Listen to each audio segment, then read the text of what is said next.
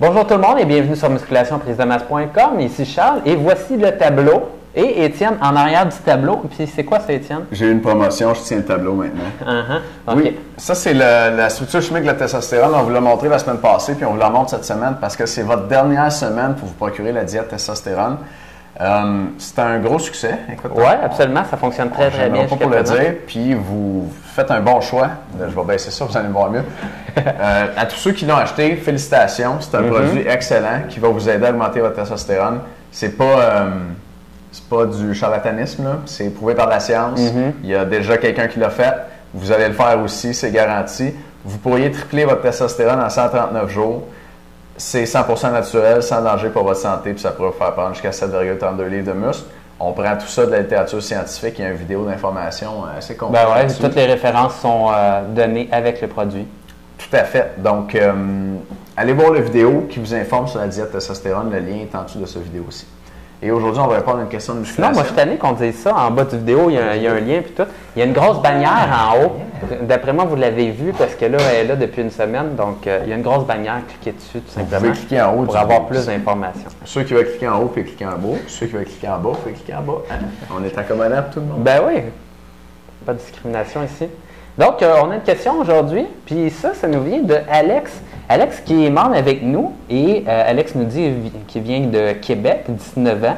1 an d'expérience en musculation, 5 et 10, 170 livres et 12 de gras. Alex nous pose la question tout simplement, est-ce qu'il y a un âge minimal pour commencer à s'entraîner? Donc, question d'une phrase, mais réponse assez longue. Ça devrait. Est-ce que tu veux que je commence? Je pense que tu as le goût de commencer. OK, je vais commencer. Écoute, est-ce qu'il y a un âge minimal pour commencer l'entraînement? Il n'y en a pas vraiment d'âge minimal pour commencer l'entraînement. La preuve, c'est tout simplement qu'on inscrit nos jeunes gars ou jeunes filles au hockey et des fois ils commencent comme à 3-4 ans et ils jouent au hockey, les enfants jouent au soccer, jouent à d'autres sports et on ne se pose pas la question dans le fond s'ils sont trop jeunes pour commencer à jouer.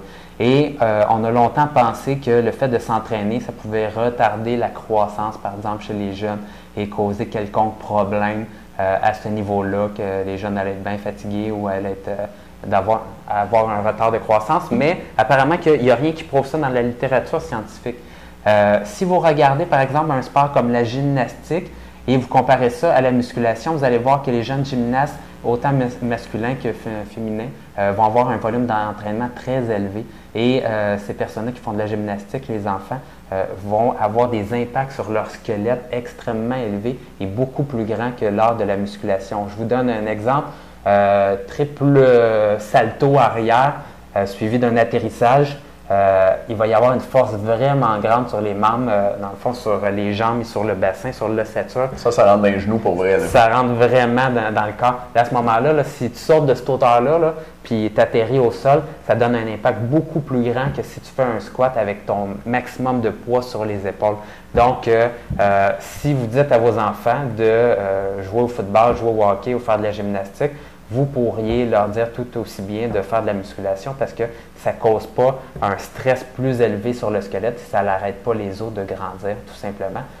Il n'y a rien qui prouve ça, même que les sportifs ont tendance à avoir un développement plus complet puis grandir plus. Maintenant, la réserve que je mettrais, Colin, j'arrête pas.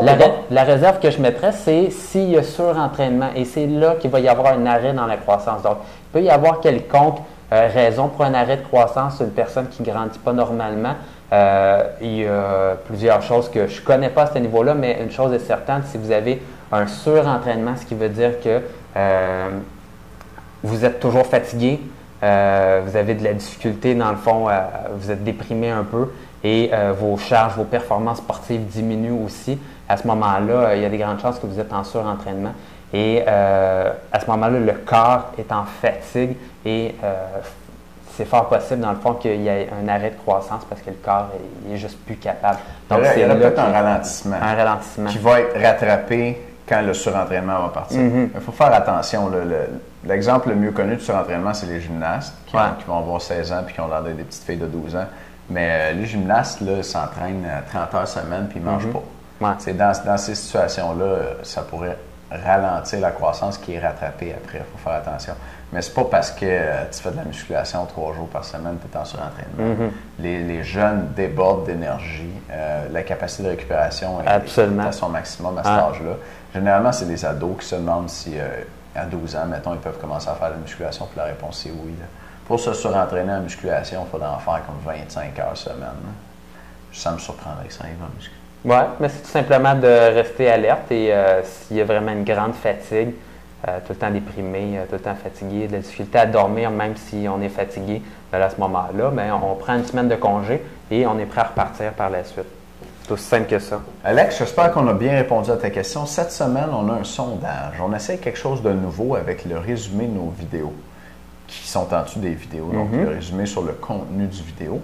Si vous lisez les résumés, dites-nous dans le sondage si vous trouvez que nos résumés cette semaine sont beaucoup meilleurs que d'habitude, comme d'habitude, moins bons que d'habitude ou bien moins bons que d'habitude.